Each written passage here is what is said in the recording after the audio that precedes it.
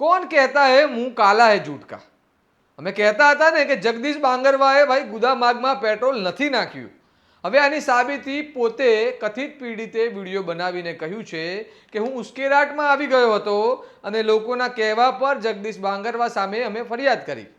હવે આ વાતથી સમગ્ર રાજ્યમાં ચકચાર મચી છે અને આવું કોના ઇશારે કરવામાં આવ્યું હતું તેના ગંભીર પ્રશ્નો ઊભા થઈ રહ્યા છે.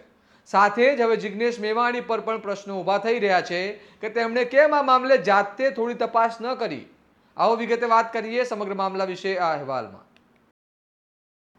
नमस्कार, હું ચિરાગ વર્ષાબેન, આપ જોઈ રહ્યા છો સ્વમાન.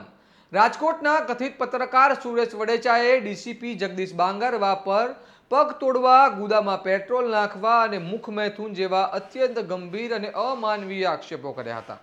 આ મામલો એટલો ગરમાયો કે વડગામના ધારાસભ્ય જિગ્નેશ મેવાણીએ આ મામલે જાહેરમાં ડીસીપી બાંગરવા સામે અપમાનજનક શબ્દોનો ઉપયોગ કર્યો હતો અને આરોપો ખોટા સાબિત થાય તો રાજીનામા સુધીની વાત કરી હતી. આ મામલે સુરેશ વડેચાનો મેડિકલ રિપોર્ટ કરવામાં આવ્યો, જેમાં કોઈ આઘાતજનક ઈજા સામે આવી નથી.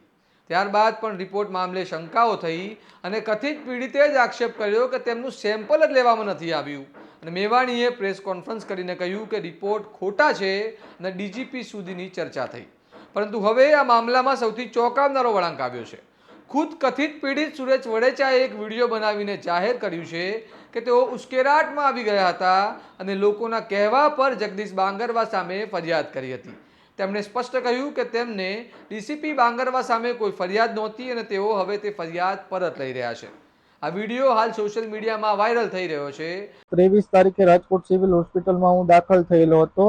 ડીસીપી જગદીશ બાંગરવા સાહેબ ઉપર મેં રાજકોટ સેશન કોર્ટમાં પિટિશન દાખલ કરેલી હતી અને મારે એને કોઈ પર્સનલ દુશ્મની હતી નહીં ડીસીપી જગદીશ બાંગરવા સાહેબ સાથે, અને હું એને પણ કોઈ ઓળખતો નહોતો અને મારે કોઈ એની સાથે પર્સનલ દુશ્મની હતી નહીં અને એને મારાથી કોઈ પર્સનલ દુશ્મની હતી નહીં. એને પણ હું બીજાને કહેવાથી ઉશ્કેરાણ હતો. તાતામાં મેં ફરિયાદ કરેલી હતી. એ ફરિયાદ હવે હું પાછી ખેંચી લઉં છું. મને કોઈનું દબાણ નથી, રાજકીય દબાણ નથી, મને કોઈ દબેલો નથી, પોલીસે કોઈ ધાક ધમકી મારેલ નથી. હવે સવાલ ઊભો થાય છે વિશ્વસનીયતા પર. શું આ પ્રમાણે કોઈ આઈપીએસ અધિકારી પર આ પ્રકારના ગંભીર આક્ષેપો કરી શકાય? શું આ પ્રકારે જાહેરમાં જગદીશ બાંગરવાને અપશબ્દો બોલવા યોગ્ય છે? રાજકોટમાં ડીસીપી જગદીશ બાંગરવાના સમર્થનમાં વિશાળ રેલી પણ નીકળી હતી. ત્યારે પણ સવાલો ઊભા થયા હતા કે જો ડીસીપી બાંગરવાનો રાજકોટમાં આટલો જ ત્રાસ હોય તો લોકો આટલી મોટી સંખ્યામાં તેના સમર્થનમાં કેમ આવ્યા છે? આ મામલે ધારાસભ્ય જિગ્નેશ મેવાણીએ પોસ્ટ કરીને કહ્યું હતું કે તેમનું ડેલિગેશન મુખ્યમંત્રીને રજૂઆત કરવા જશે. તો શું હવે મુખ્યમંત્રીને રજૂઆત થશે? કારણ કે ખુદ કથિત પીડિત જ કહી રહ્યા છે કે તેણે કોઈના કહેવા પર ફરિયાદ કરી હતી અને હવે તે ફરિયાદ પાછી લઈ રહ્યો છે. તેમણે એમ પણ કહ્યું છે કે આ પાછળ કોઈનું દબાણ નથી અને તેઓ સ્વેચ્છાએ આ નિર્ણય લઈ રહ્યા છે. આ ઘટનાએ એક મોટો સંદેશ આપ્યો છે.